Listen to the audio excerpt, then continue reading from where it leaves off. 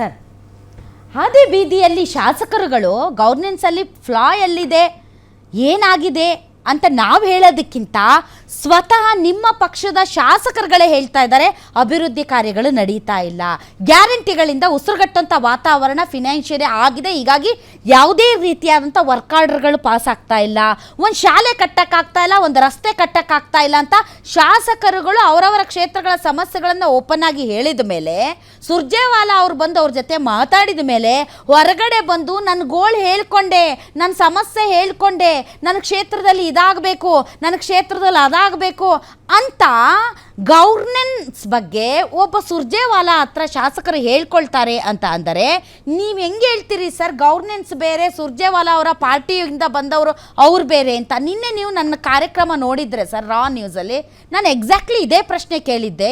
ಏನು ಅಂತಂದರೆ, who is Surjewala? Surjewala ಪಾರ್ಟಿಗೆ ಸಂಬಂಧಪಟ್ಟವರು, ಸರ್ಕಾರದ ಭಾಗನ? ಸರ್ಕಾರದ ಭಾಗವಾಗಿದ್ದರೆ ಮುಖ್ಯಮಂತ್ರಿಗಳ ಹತ್ರ ಹೇಳ್ಕೊತಾ ಇದ್ರು, ಸುರ್ಜೇವಾಲಾ ಅವ್ರ ಹತ್ರ ಅಲ್ಲ ಅಂತ. ಸೊ ಹಂಗೆ ಅವನಿಗೆ ಕನ್ನಡಿ ಬೇಕೆ ಅಂತ ನೀವು ಎಲ್ಲಿದೆ ಆಡಳಿತ ವೈಫಲ್ಯ? ಸ್ವತಃ ಶಾಸಕರು ಹೇಳಿದ್ರು ಅದು ಅಲ್ಲ ಅಂತಂದ್ರೆ ಇನ್ನು ನಾವು ಎಲ್ಲಿಂದ ತಗೊಂಡು ಬರೋಣ? ಯಾರನ್ನ ಕರ್ಕೊಂಡು ಬರೋಣ ಹೇಳಿ? ಪ್ಲೀಸ್ ಯಾರನ್ನ ಕರ್ಕೊಂಡ್ಬಂದು ನಿಮ್ಮನ್ನ ಕನ್ವಿನ್ಸ್ ಮಾಡ್ಸೋಣ ಹೇಳಿ? ಶಾಸಕರದೇ ಕೇಳಲ್ಲ ನೀವು ಅಂತಂದ್ರೆ. ಮೇಡಮ್, ಈಗ ನಿನ್ನೆ ನಮ್ಮ ಕೋಲಾರ ಶಾಸಕರು ಉತ್ತರ ಕೊಟ್ಟರು, ನೀವು ತಾವು ಕೇಳಿದಿರಿ. ಅವರು ಯಾವ ಸ್ಪೀಡಲ್ಲಿ ಏನೇನು ಅವ್ರು ಕೆಲಸ ಮಾಡಿದ್ದಾರೆ, ಸರಿ ಸುಮಾರು 3 ಹಾಸ್ಪಿಟ್ಲ್ ಉದ್ಘಾಟನೆ ಮಾಡಿದ್ದೀನಿ ಅಂತ ಹೇಳಿದ್ರು, ರಸ್ತೆಗಳು ಮಾಡಿದ್ದೀನಿ ಅಂತ ಹೇಳಿದ್ರು, ಎಲ್ಲ ವಿಚಾರಗಳನ್ನ ಪ್ರಸ್ತಾಪ ಮಾಡಿದ್ರು. ಒಂದು ಕಡೆ ಏನಾಗಿದೆ ಮೇಡಮ್, ಒಂದು ನಿಮಿಷ ಮೇಡಮ್, ನಿಮ್ಗೆ ಬೇಕಾಗಿದ್ದೆ ಹೇಳಬಾರ್ದು, ಅಲ್ಲ ಬೇಡಾಗಿದ್ದು ಹೇಳಬೇಕು. ಅಲ್ಲ ಬ್ಯಾಡಾಗಿದ್ದು ಹೇಳೋದಕ್ಕೆ ನಮ್ಮ ಮಿತ್ರರಿದ್ದಾರೆ, ಬ್ಯಾಡಾಗಿದ್ದು ಹೇಳೋದಕ್ಕೆ ನಮ್ಮ ಮಿತ್ರರಿದ್ದಾರೆ, ಬೇಕಾಗಿದ್ದು ಮಾತ್ರ ಹೇಳ್ತೀನಿ ನಾನು. ತಾವು ಹೇಳಿ. BR ಪಾಟೀಲ್ ಅವರು ಹೇಳಿರೋದು ಸಮೀರ್ ಅಹಮದ್ ಅವ್ರ ಡಿಪಾರ್ಟ್ಮೆಂಟ್ ಅಲ್ಲಿ ಆಗಿರುವಂತ ಹೈಕೋರ್ಟ್ ಮಾತಾಡಿರುವಂತದ್ದನ್ನ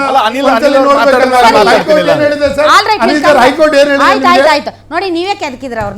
ಅಲ್ಲಲ್ಲ, ಅಂದ್ರೆ ನಾನು ಹೇಳಿದ್ದು ಕೆದಕಿಲ್ಲ, ಅಂದ್ರೆ ಅವರು ಆ ಪ್ರಶ್ನೆ ಮಾಡ್ಲಿ ಅಂತ. ಈಗ ನಾನು ಹೇಳ್ತೀನಿ ಕೇಳಿ. ಈಗ ಒಬ್ಬೊಬ್ಬ ಶಾಸಕನಿಗೆ ಸರಿ ಸುಮಾರು 5, 6, 7 ಸಾವಿರ ಮನೆಗಳ ಡಿಮಾಂಡ್ ಇದೆ. ಯಾಕೆ ಅಂತ ಹೇಳ್ತೀನಿ. ಈ ಡಿಮಾಂಡ್ 2018ರಿಂದ 2023 ಒಂದು ಮನೆ ಕೊಟ್ಟಿಲ್ಲ ಭಾರತೀಯ ಜನತಾ ಪಾರ್ಟಿ ಅವರು. ಒಂದು ಮನೆ, ನಾಟ್ ಇವನ್ ಸಿಂಗಲ್ ಹೌಸ್ ಕೊಟ್ಟಿಲ್ಲ. ಒಂದ್ ನಿಮಿಷ, ಅಲ್ಲ ನಾನು ಸ್ಟ್ಯಾಟಿಸ್ಟಿಕ್ಸ್ ತಗೊಂಡ್ ಮಾತಾಡ್ತೀನಿ ನಿಮ್ಮ ಹತ್ರ, ಸುಮ್ಮನೆ ಮಾತಾಡಲ್ಲ.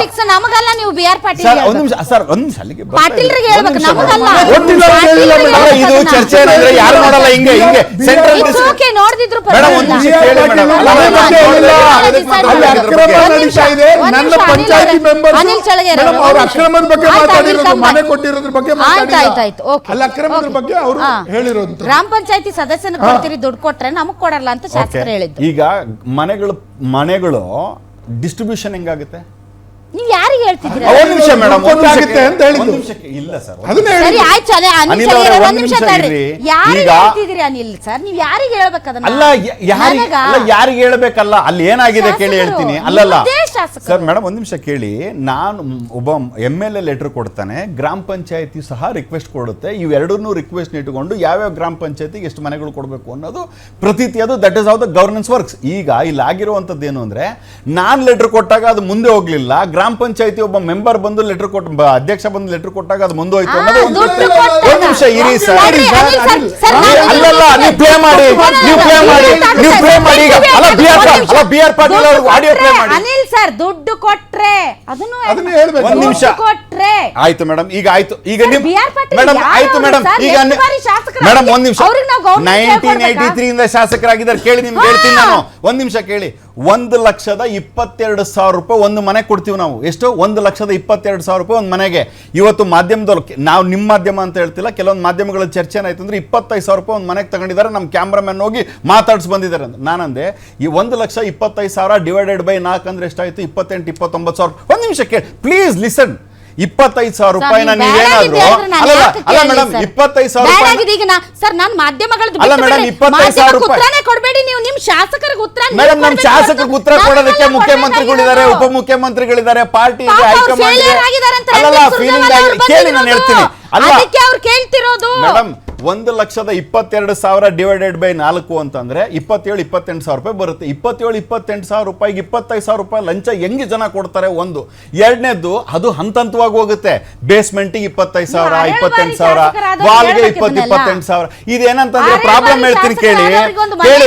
ಅಲ್ಲಲ್ಲ, ಮಾಧ್ಯಮಗಳಲ್ಲಿ ಚರ್ಚೆ ಏನು ಅಂತಂದ್ರೆ ಜಮೀರ್ ಅಹಮದ್ ಖಾನ್ ಅವರಿಂದ ಪ್ರಾಬ್ಲಮ್ ಇದು. It is not the housing minister. That is also a discussion point. I do agree. ಇಲ್ಲ ಅಂದಿಲ್ಲ. But ಎಲ್ಲವನ್ನ mix ಮಾಡಬೇಡಿ.